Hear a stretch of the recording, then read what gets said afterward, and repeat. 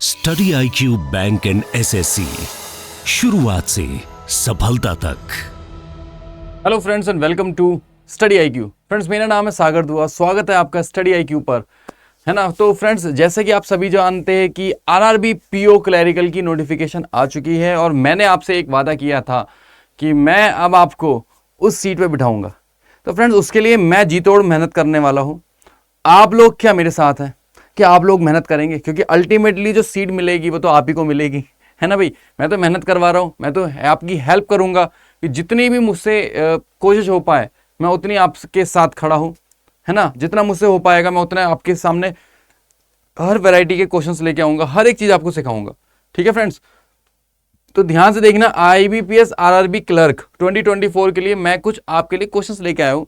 Reasoning के अंदर जो एक चैप्टर आता है इनइक्वालिटी, आप 5 मार्क्स लेके जा सकते हैं, यानी कि 5 क्वेश्चन कर सकते हैं विद इन 2 मिनट्स के अंदर।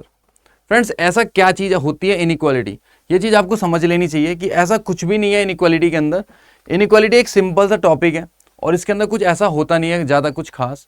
लेकिन बस आपको एक चीज समझनी चाहिए कि इनइक्वालिटी अगर आपने समझ लिया, ओवरऑल अगर इनइक्वालिटी आपने समझ लिया, then it is very easy for you to get 5 marks.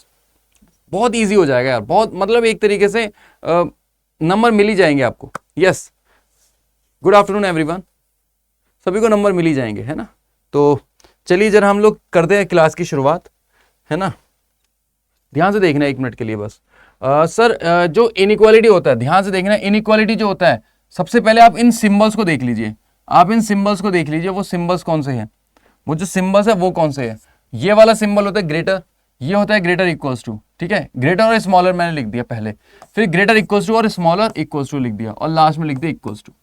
Friends, यही 5 सिंबल आपके एग्जाम से आने वाले हैं। होता तो एक सिंबल ये भी है, लेकिन आज के हिसाब से जो मैं ट्रेंड के अकॉर्डिंग पढ़ाता हूँ, तो ट्रेंड के अकॉर्डिंग ये वाला जो सिंबल्स है वो आते ही नहीं है, वो आते ही नहीं है फ्रेंड्स, ये गायब हो चुके हैं, है ना। अगर आप ट्रेंड के हिसाब से चलोगे then it is very fruitful for you, क्योंकि जो चीज़ आती नहीं है वो आएगी भी नहीं।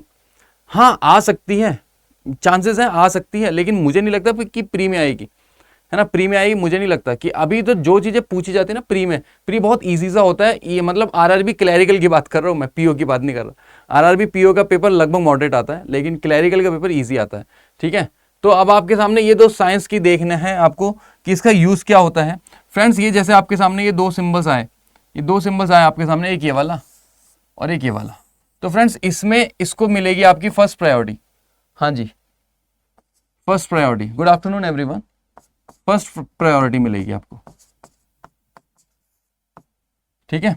अब ध्यान से देखते जाना, मैं थोड़ी सी देर के लिए बिल्कुल भी कमेंट्स नहीं देखूंगा। मेरा सिर्फ उद्देश्य है कि आपको वो सारी बातें पढ़ाई जाए जो कि आपके लिए इंपॉर्टेंट है, ठीक है। सेकंड प्रायोरिटी, और ये इक्वल्स टू क्या है, ये इक्वल्स टू क्या है, ये इस भाई साहब को थर्ड प्रायोरिटी मिलती है। इस भाई साहब को प्रायोरिटी मिलती ही नहीं है यार, ये इसको ये इंपॉर्टेंस मिलती ही नहीं है इस भाई साहब को। यानी कि इनका होना ना होना एक बराबर है। ओके फ्रेंड्स, तो मेन आपके लिए ये होती है बस फर्स्ट प्रायोरिटी और सेकंड प्रायोरिटी। अगर सपोज करिए आपको एक स्टेटमेंट मिलती है, आप सपोज करना आपको जैसे एक स्टेटमेंट मिलती है और यहाँ पे मैं आपसे बोलता हूँ A बड़ा है B से, B बड़ा और इक्वल है C से, ठीक है, और C बड़ा और इक्वल टू D है, और ऐसे करके मैंने कुछ भी बोल दिया, D इक्वल टू F है, ये सब बोल दिया। और मैंने आपसे सवाल पूछा क्या B इक्वल है, मैंने आपसे ये सवाल पूछा क्या कि A इक्वल है F से, पहला सवाल। दूसरा मैंने आपसे बस ये पूछा कि क्या A बड़ा है F से। ये 2 सवाल मैंने आपसे पूछे। अब आपका छूटते ही आंसर आ जाएगा एक चीज, पता है क्या, यहां पे A से लेकर F तक आपको जाना है, यहां पे आपको जाना है A से F तक जाना है, ठीक है। ये बैठा है A और ये बैठा है F। अब A से F तक जब आप लोग जा रहे हैं ना, तो फ्रेंड्स यहाँ पे नोटिस करना कि A से F के बीच, अब मैं A से F की बात क्यों कर रहा हूं, क्योंकि यहाँ पे A और F लिखा था कंक्लूजन में। ये होती है आपकी स्टेटमेंट और ये होता है आपका कंक्लूजन, ये होता है आपका कंक्लूजन, ठीक है। स्टेटमेंट आपके सामने ये आ गई, कंक्लूजन आपके सामने ये आ गया।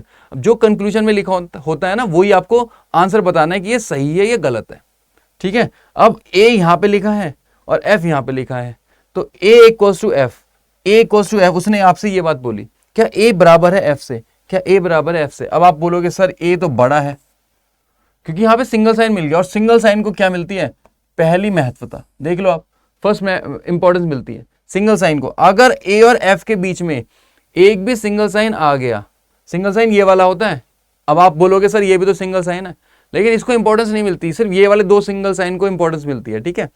तो अगर इसके पास ये वाला सिंगल साइन आ गया, लेकिन एक कंडीशन है, सारे सिंबल एक ही डायरेक्शन में जाने चाहिए। यहाँ पे ए को एक की तरफ ही जाने चाहिए, यहाँ पे बोला ए बराबर है एफ के, और यहाँ पे बोला ए बड़ा है एफ से। तो ध्यान से देखना, ये सारे सिंबल ए की तरफ जा रहे हैं, और ए को यहाँ पे मिल गया सिंगल साइन, यानी कि ए हो जाएगा एफ से बड़ा। ये जो दूसरा वाला जो आपसे कंक्लूजन पूछा गया ना, ये बिल्कुल सही हो जाएगा, और जो पहले वाला है वो बिल्कुल गलत हो जाएगा, क्योंकि आपको 100% पता है कि ए बड़ा है एफ से, और जब ए बड़ा है एफ से तो वो इक्वल क्यों होगा, यानी कि जो इक्वल्स टू की यहाँ पे लिखा होता है ना, डी इक्वल्स टू एफ, अगर मैं यहाँ से इस डी भाई साहब को हटा भी दूं तो मुझे नहीं लगता आपको कोई डाउट होने भी वाला है ना, क्योंकि डी बराबर था एफ के, डी बराबर था एफ के, तो इक्वल्स टू की इंपॉर्टेंस क्या रही, फिर इक्वल्स टू तो गायब भी हो गया। उम्मीद करता हूं आपको सारी बात समझ में आ गई। इसलिए जब इक्वल्स टू गायब भी हो गया तो आप कैसे बोल सकते हो ए बराबर है एफ के, तो ये तो गलत ही हो जाएगा, है ना फ्रेंड्स, समझ में आ गया ना अच्छे से। चलिए अब ये समझ में आ गया तो जरा 1 मिनट इस वाले क्वेश्चन का आंसर बताएंगे मेरे को। अगर ये चीज समझ में आ गई तो इस वाले क्वेश्चन का आंसर बताएंगे, ठीक है। मैंने आपके सामने बोला है, यहाँ पे देख लो क्या ए बड़ा है एच से, तो फ्रेंड्स यहाँ पे नोटिस करना, ए बड़ा है एच से। सवाल पूछे करो अपने से कि क्या ए वाकई में बड़ा है एच से। ए बैठा था यहाँ पे, एच बैठा था यहाँ पे, और यहाँ पे आपको मिल गया सिंगल साइन। जैसे आपको मिल गया सिंगल साइन, बस एक चीज नोटिस कर लेना, सारे सिंबल ए की तरफ ही जाने चाहिए, सारे सिंबल एक की तरफ जाने चाहिए, क्योंकि ए को यहाँ पे बड़ा बताना है, ए को यहाँ पे बड़ा बताना है, तो इसलिए ए की तरफ जा रहे हैं क्या सारे सिंबल, यस सर जा रहे हैं, लेकिन सारे डबल साइन है। अगर सारे डबल साइन है और यहाँ पे एक सिंगल साइन मिल चुका है, यहाँ पे एक सिंगल साइन मिल चुका है, तो सर यही अपना आंसर हो जाएगा, ए बड़ा है एच से। समझ गए आप कि भाई आप खुद सोचो, आप खुद सोचो, दो बंदे खड़े हैं, एक बंदा बहुत ज्यादा ताकतवर है और एक बंदा बिल्कुल कमजोर सा है ना, इतना भी कमजोर नहीं है लेकिन हाँ थोड़ा बहुत कमजोर है। एक बहुत ज्यादा खतरनाक सा है, बहुत स्ट्रांग है, और एक थोड़ा कम स्ट्रांग है।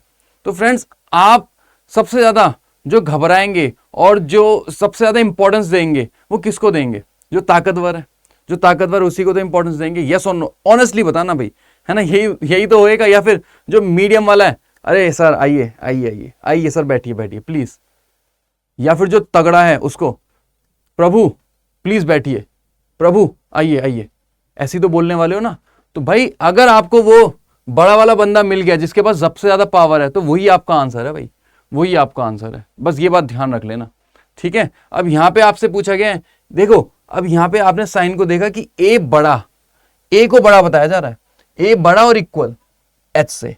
अब यहाँ पे देखो ए ये रहा और एच ये रहा सेम चीज इसी के बीच में ही पूछ रहा है, लेकिन आपने नोटिस किया ए बड़ा और इक्वल, सर बड़ा तो है ए, क्योंकि यहाँ पे आपको मिल गया था ये वाला सिंगल साइन, जैसे आपको सिंगल साइन मिल गया तो ए बड़ा तो है, ए बड़ा तो है, लेकिन ये जो इक्वल टू लगा हुआ है ना फ्रेंड्स, ये चीज गलत लगी हुई है, क्योंकि हमारा जो 100% आंसर है ना वो ये है कि ए बड़ा है एस से, ए इक्वल तो है ही नहीं। उम्मीद करता हूं आपको हर एक बात समझ में आ गई है, हर एक बात आपको समझ में आ गई है फ्रेंड्स, ठीक है। तो अपना आंसर क्या हो जाएगा, ओनली फर्स्ट कंक्लूजन फॉलो हो जाएगा। अगला सवाल आपके सामने मैंने रखा, अब आप सेकंडों में आंसर बताएंगे, अब आप सेकंडों में आंसर बताएंगे। सपोज करिए मैंने आपके सामने ये कुछ क्वेश्चंस रख रहा हूं, है ना, और आपके आंसर मिनट से पहले आ जाने चाहिए। अब आपके आंसर मिनट से पहले आ जाने चाहिए, ठीक है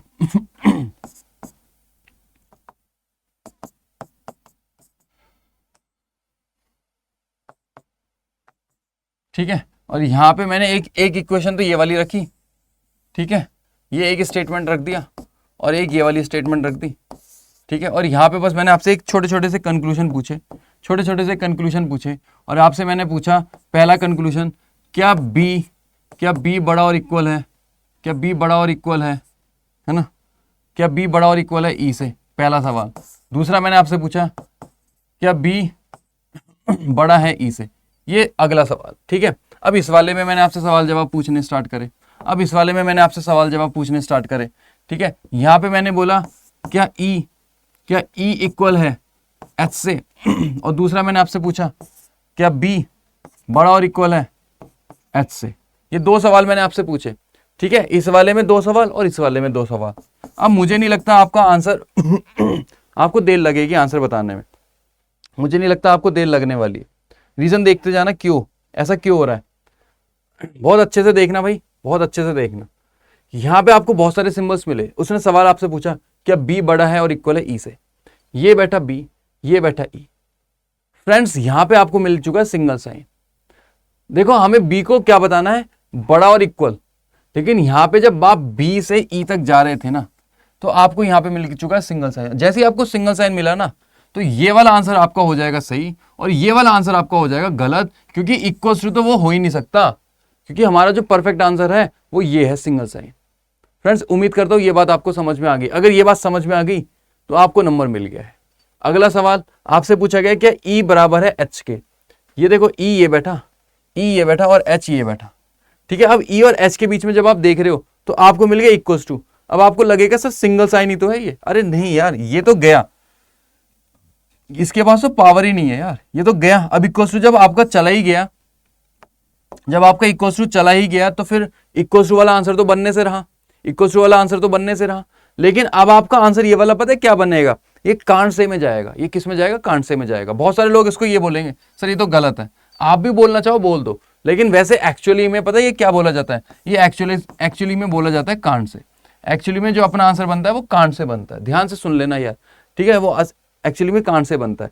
क्यों, क्योंकि आपको नहीं पता। देखो E और H के बारे में आपको श्योर होके एक बात नहीं पता, ये बात तो आपको पहले से पता है कि E बड़ा है और E बड़ा और इक्वल है H से, ये बात आपको बस पता है, यही तो बात आपको पता है। क्योंकि अब जब सिंगल साइन खत्म हो गए ना तो डबल साइन को इंपॉर्टेंस मिलती है, तो डबल साइन वाला आपका आंसर बन जाएगा, बन गया डबल साइन वाला आंसर।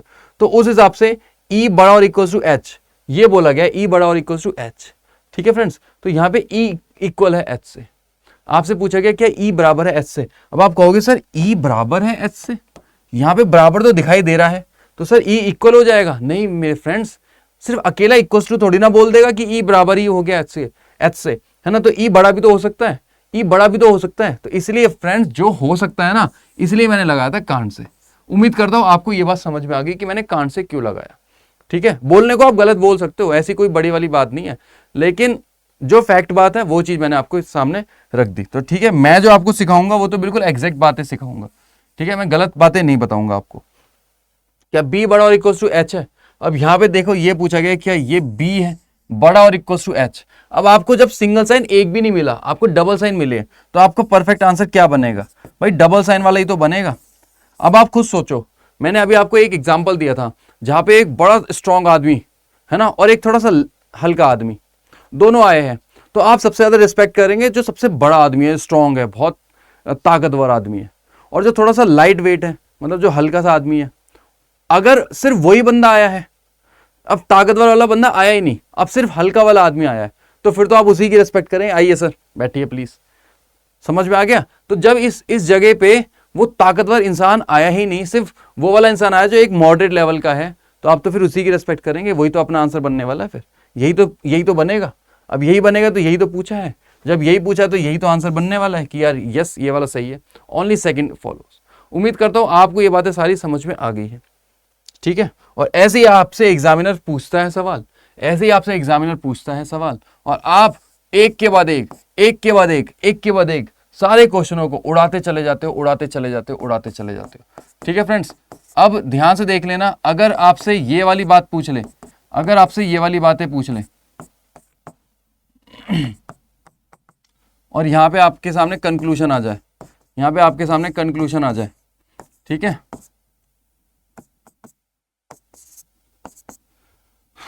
ये आपके सामने सारी बातें आ गई। अब मैंने आपसे बोला क्या A बड़ा है F से, कहां पे बैठा है A और कहां पे बैठा है F, कहां पे बैठा है A और कहां पे बैठा है F, ठीक है फ्रेंड्स। तो यहां पे बैठा है A और यहां पे बैठा है F।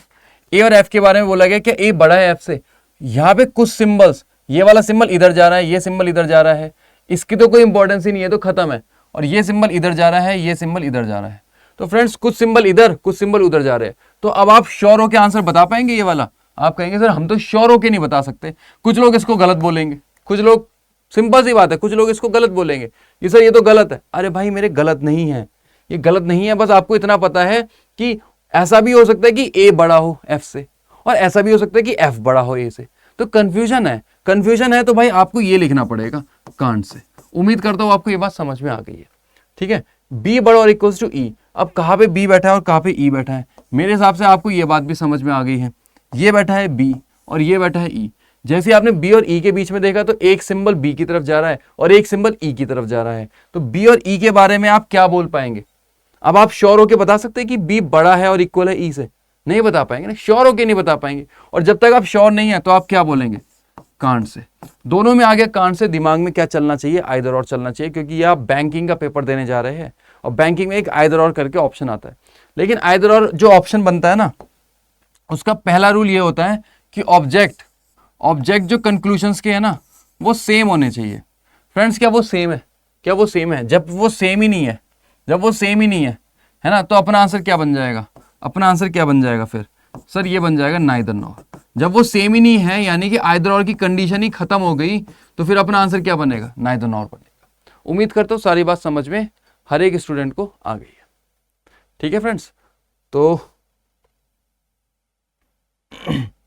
बस जल्दी से एक और चीज मैं आपको दिखा देता हूं जल्दी से कि भाई अगर सपोज करो स्टेटमेंट यहाँ पे मैंने ऐसा कुछ दे दिया, स्टेटमेंट मैंने आपको ऐसा कुछ दे दिया कि ए बड़ा है और इक्वल है बी से, और बी बड़ा है और इक्वल है बी बड़ा है और इक्वल है एफ से, एफ बड़ा और इक्वल्स टू एच है। ठीक है, H equals to Z, Z less than equals to I, I less than equals to जे।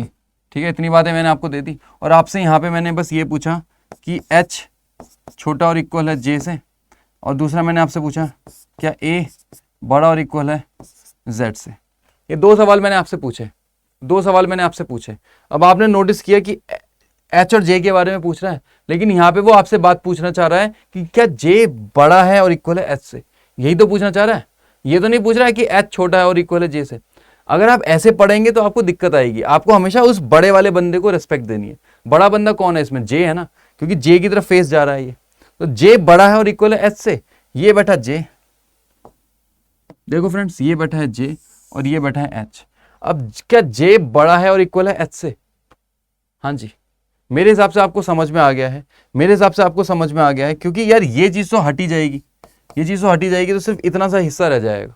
अब ये हिस्सा रह जाएगा तो उसके हिसाब से क्या जे बड़ा है और इक्वल है एच से, यही तो बात पूछी गई है। तो यानी कि ये चीज हो जाएगी बिल्कुल सही, ये चीज हो जाएगी बिल्कुल सही। तो इस पे मार देंगे टिक। अगला सवाल क्या? ए बड़ा और इक्वल है जेड से। तो यहाँ पे बैठा है ए और यहाँ पे बैठा है जेड, और यहाँ पे मिल गया डबल साइंस, क्योंकि हमें ए को ही तो बड़ा बताना और इक्वल बताना है। तो यहाँ पे ए बड़ा और इक्वल्स टू जेड है, इसके बीच में एक भी सिंगल साइन नहीं आया, सारे सिंबल ए की तरफ गए, बिल्कुल सही गए, और सिंगल साइन आया नहीं, यानी कि ज्यादा ताकतवर इंसान आया ही नहीं, एक नॉर्मल इंसान आया, तो हम उसी को इंपॉर्टेंस देंगे। जी हाँ फ्रेंड्स, तो अपना आंसर क्या बन जाएगा? बोथ फॉलोज बन जाएगा। अपना आंसर क्या बन जाएगा? बोथ फॉलोज बन जाएगा। ठीक है फ्रेंड्स, उम्मीद करता हूँ सारी बातें समझ में आ गई है हर एक स्टूडेंट को, सारी बातें समझ में आ गई है हर एक स्टूडेंट को। ठीक है फ्रेंड्स, चलिए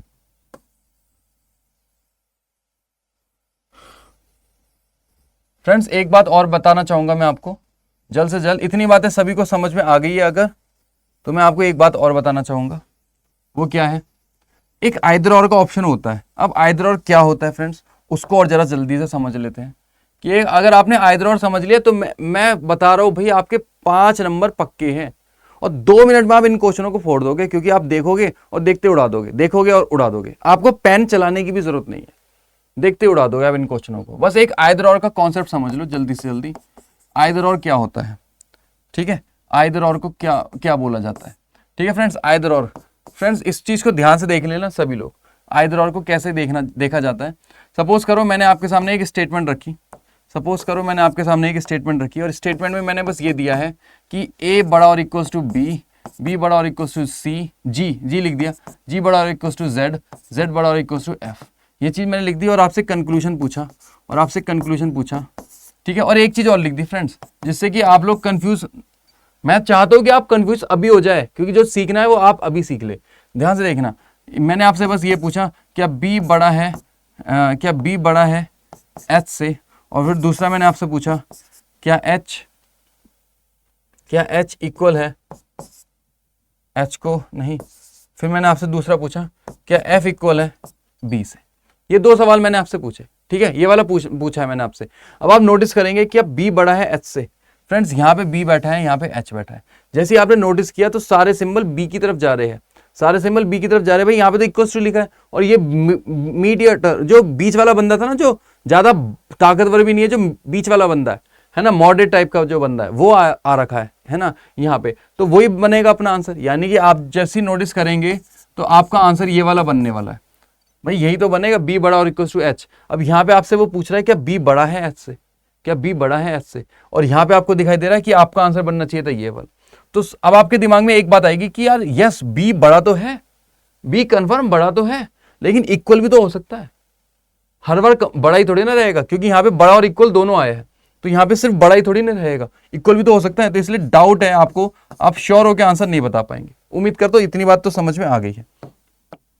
अगला पूछा गया क्या f इक्वल्स टू बी है, क्या f इक्वल्स टू बी है। अब आप यहाँ पे देखोगे ये बैठा f, ये बैठा b। अब सेम आपके दिमाग में एक और बात आएगी कि सर यहाँ पे b बड़ा है और इक्वल है f से, ये बात आपके दिमाग में आएगी, ठीक है। b बड़ा है और इक्वल है f से, तो b इक्वल से f पूछा गया। अब आप कहेंगे सर b बराबर तो है f के, लेकिन सर b बड़ा भी तो हो सकता है ना, b बड़ा भी तो हो सकता है f से। तो फिर से आप क्या बोलेंगे, कांट से बोलेंगे। अब जैसी दो कांट से आएंगे दिमाग में चलेगा आइदर और। बहुत सारे बच्चे इसको तो गलत ही कर देते हैं कि सर ये भी गलत है, ये भी गलत है। अब जब गलत है तो फिर तुम आइदर और सोच नहीं पाओगे, जल्दबाजी में ना तुम मिस कर जाओगे। इसलिए तुम्हें मैं कांट से लिखवाता हूँ, और जो एक्चुअल चीज भी है। जैसी दो कांट से आगे दिमाग में चलेगा आइदर और आइदर और का पहला रूल है ऑब्जेक्ट सेम होने चाहिए, ऑब्जेक्ट सेम होने चाहिए। क्या ऑब्जेक्ट सेम है? अब आप कहोगे सर सेम नहीं है, कुछ बच्चों को लगेगा, लेकिन जो लोग अंडरस्टैंडिंग है, जिनका दिमाग बहुत तेज चलता है, वो आराम से समझ जाएंगे सर बी सेम है और एच और एफ, सर एच और एफ यहाँ पे जो हमारी जो स्टेटमेंट है वहीं पे दे रखे सेम। तो फ्रेंड्स यानी कि एच और एफ जब दे रखा है तो मैं इस एफ की जगह पे एच लिख सकता हूँ। आप कहेंगे सर लिख लो, क्या दिक्कत है, क्योंकि सेम ही तो दे रखे थे ऊपर। अब जब ये सारे ऑब्जेक्ट सेम हो गए तो फ्रेंड्स आपका आंसर क्या बन जाएगा, तो फ्रेंड्स आपका आंसर क्या बन जाएगा, देखो ध्यान से देखते जाना। जब भी आपका इस टाइप का बनेगा तो आपका आंसर पता है क्या बन जाएगा, तुरंत बन जाएगा आइदर और, तुरंत बन जाएगा आपका आंसर आइदर और, ठीक है। क्योंकि आपके सामने सिर्फ दो ही कंडीशंस आती है। पहली कंडीशन आती है कि जैसे दो कांट से आएंगे दिमाग में चलना चाहिए आइदर और आइदर और का पहला रूल है ऑब्जेक्ट सेम। जैसे ही सेम हो गए, जैसे ही सेम हो जाए तो फिर दूसरा रूल ये बनता है कि एक छोटा सा चार्ट मैं आपके सामने रखने वाला हूँ, एक छोटा सा चार्ट मैं आपके सामने रखने वाला हूँ, जहां पे मैं आपको बस ये बताऊंगा कि जब आपका आंसर ये बनना होता है, जब आपका आंसर ये बनना होता है ना, ये वाला सपोज करो मैंने आपके सामने ये लिखा था, अभी ये चीज लिखी थी, तो उसी चीज को जब उसने ब्रेक करके दे दिया, इसी चीज को जब एग्जामिनर ने ब्रेक करके दे दिया, एक ये आपका असली आंसर है, इस चीज को एग्जामिनर ने ब्रेक करके दे दिया, एक बार बड़ा और एक बार इक्वल, तो आपको क्या साइन मिले, एक बार ग्रेटर का मिला, एक बार इक्वल टू का मिला, ये दो साइन मिल गए आपको। क्या कंक्लूजन में आपने देखा यस सर ये मिल गए थे, इसलिए आपका आंसर क्या बन गया था, आइदर और बन गया। और सेम कॉन्सेप्ट बस एक और आइदर और का केस होता है जहां पे आप कांट से ही बोलते हो, जहां पे आप कांट से ही बोलते हो हमेशा, ठीक है। और वो कौन सा केस होता है वो भी मैं आपके सामने बता देता हूं, वो कौन सा केस होता है। फ्रेंड्स इस चीज को बड़ा ध्यान से देखना, इस चीज को बड़ा ध्यान से देखना।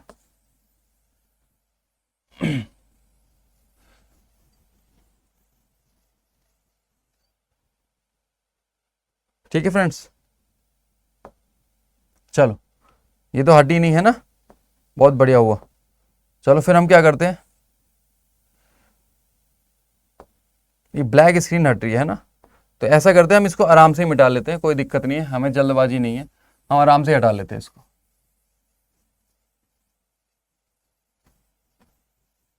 चलिए फ्रेंड्स इतने चीज हमने हटा दी। अब हमें बस एक चीज समझनी थी, वो आखिरी चीज जो क्या थी उस चीज को और समझ लेते हैं। स्टेटमेंट, सपोज करो हमें एक स्टेटमेंट दे रखी है और यहाँ पे दे रखा है ए बड़ा और equals to B, B equals to H, H छोटा और इक्वल्स टू ई, ई छोटा है आई से, बस इतनी बातें दे रखी है, ठीक है फ्रेंड्स। इस चीज को यहाँ पे क्या देना है मेरे को, ये चीज देनी है, ध्यान से समझ लेना। इतनी बात दे दी मैंने आपको। अब आपसे मैंने कंक्लूजन पूछा, पहला कंक्लूजन जब आपसे मैंने पहला पूछा और यहाँ पे बोला क्या ए बड़ा है टी से, ये आई लिखा है मैंने, है ना, क्या ए बड़ा है आई से, और दूसरा मैंने बोला क्या ए छोटा है और इक्वल है आई से, तो ध्यान से देख लेना फ्रेंड्स, ये जब भी सवाल आएगा ना तो इसको कैसे डील करना होता है। बहुतों को तो इसको देखते ही आंसर आ गया होगा, है ना, लेकिन कुछ लोग जो नए हैं, है ना, जो लोग चाहते हैं आरआरबी का पेपर इसी साल निकालना, तो उनके लिए मैं हल्का सा एक कॉन्सेप्ट लेके आ गया हूँ, क्योंकि यहाँ पे आप 2 मिनट में 5 नंबर खींच सकते हैं। ठीक है फ्रेंड्स, ध्यान से नोटिस करना अच्छे से। ए क्या ए बड़ा है आई से, ए बैठा है यहाँ पे, आई बैठा है यहाँ पे, एक साइन इधर एक साइन उधर, बता पाएंगे आप आंसर? नहीं बता पाएंगे। आंख बंद करके आंसर बताना, जब भी एक साइन इधर आए एक साइन उधर आए लिख दो सीधा कांड से, आप बता ही नहीं सकते हो। सही है। अब ये पूछा गया क्या आई बड़ा और इक्वल टू ए है, ये बैठा आई ये बैठा ए, फिर से आप नहीं बता पाएंगे, फिर से आप कुछ भी नहीं बता पाएंगे। फ्रेंड्स उम्मीद करता हूँ ये बात आपको समझ में आ गई है। 2 कांड से आगे दिमाग में क्या चलेगा, आइदर और चलने वाला है, क्योंकि 2 कांड से आ चुके हैं। जैसे ही 2 कांड से आया दिमाग में चला आइदर और, आपने देखा पहला रूल क्या होता है, ऑब्जेक्ट सेम होने चाहिए। आपने कहा सर बिल्कुल सेम है, बिल्कुल सेम है। और दूसरा रूल क्या होना चाहिए, क्या आपको कंक्लूजन में ये तीनों सिंबल्स, क्या आपको ये तीनों सिंबल्स मिले कंक्लूजन में? क्योंकि यहाँ पे ये कौन सी रिलेशन थी, इनडायरेक्ट रिलेशन थी। एक साइन इधर जा रहा है एक साइन उधर जा रहा है। जब भी इस टाइप का क्वेश्चन है, जब भी कुछ सिंबल इधर जा रहे हो और कुछ सिंबल इधर जा रहे हो, यानी कि उनके बीच में इनडायरेक्ट रिलेशन हो। कौन सी रिलेशन हो, इनडायरेक्ट रिलेशन हो, तो क्या आपको ये तीनों सिंबल्स मिले? अब आप कंक्लूजन में चेक करने जाइए। और इसको भी चेक करने के लिए मैं आपको एक और बात बता देता हूँ, किसी एक ऑब्जेक्ट को अच्छे से पकड़ के बैठ जाना, किसी एक ऑब्जेक्ट को, क्योंकि एग्जामिनर इन ऑब्जेक्टों को घुमा देता है, कभी ए को पीछे ले जाता है, कभी ए को आगे ले आता है। तो फ्रेंड्स किसी एक ऑब्जेक्ट को पकड़ लेना और अब सिंबल्स को देखना। ए एक बार तो हो रहा है बड़ा, ए एक बार हो रहा है छोटा, और ए एक बार हो रहा है इक्वल टू, यानी कि अब आपको तीनों सिंबल्स मिल गए, यही तीनों सिंबल्स, यानी कि अब आपका आंसर क्या बन गया है, आइदर और। उम्मीद करता हूं आपको सारी बातें समझ में आ गई है और बहुत ही अच्छे से समझ में आ गई है। फ्रेंड्स यही थी आज की क्लास। मैं आपको और कुछ आज एक्स्ट्रा नहीं बताऊंगा, सिर्फ इतनी ही बातें मेरे को आपको बतानी थी फ्रेंड्स। ठीक है, इतनी मेरे को आज आपको बतानी थी बातें। ठीक है, सारी बातें मैंने आपको समझा दी और 2 मिनट के अंदर अब आप सिर्फ प्रैक्टिस करके, इन्हीं टाइप के क्वेश्चनों की प्रैक्टिस करके 2 मिनट के अंदर 5 नंबर आराम से ले जा सकते हैं, क्योंकि 5 क्वेश्चन वो पूछेगा और ये बात डेफिनेट है।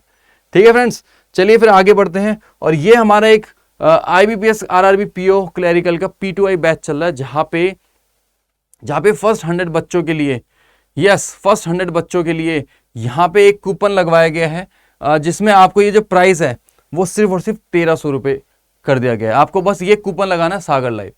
ठीक है, फर्स्ट 100 बच्चों के लिए ही है, तो प्लीज़ आप लोग एनरोल कर लीजिए इसको जल्द से जल्द। और अगर आपने अभी तक एनरोल नहीं किया तो प्लीज़ अभी जाइए स्टडी IQ की साइट पर और इस पैक को एनरोल करिए। Yes, thank you so much class. मैं आपका आज ज़्यादा लंबा समय नहीं लूँगा। ठीक है, और आज मैंने आप किसी के भी कमेंट्स भी नहीं पढ़े। ठीक है, क्योंकि अब मैं आपको जो नेक्स्ट क्लास लेके आऊँगा ना, उस नेक्स्ट क्लास में मैं आपको पूरे के पूरे मॉक टेस्ट सॉल्व करवाने वाला हूँ। यानी कि हर एक चीज़ जो आपको जाननी चाहिए ना इस RRB के लिए, वो आपको मैं सारी बातें बता दूंगा। RRB और बीच बीच में हम कभी कभार CHSL, क्योंकि हमारे तो पेपर दोनों आ रहे हैं ना फ्रेंड्स, हम दोनों चीज़ों पे फोकस करेंगे। ठीक है फ्रेंड्स, इस पे जो लोग पूरा टारगेट कर रहे हैं इसको अभी खरीद लीजिए। मेरे हिसाब से इतने प्राइस में आपको इंटरव्यू और प्री और मेंस सब चीज़ें मिल जाएगी। It is very good. अभी जाइए और अभी इसको एनरोल करिए। Thank you so much class and have a wonderful day ahead. Bye bye, love you all. Study IQ bank and SSC, शुरुआत से सफलता तक।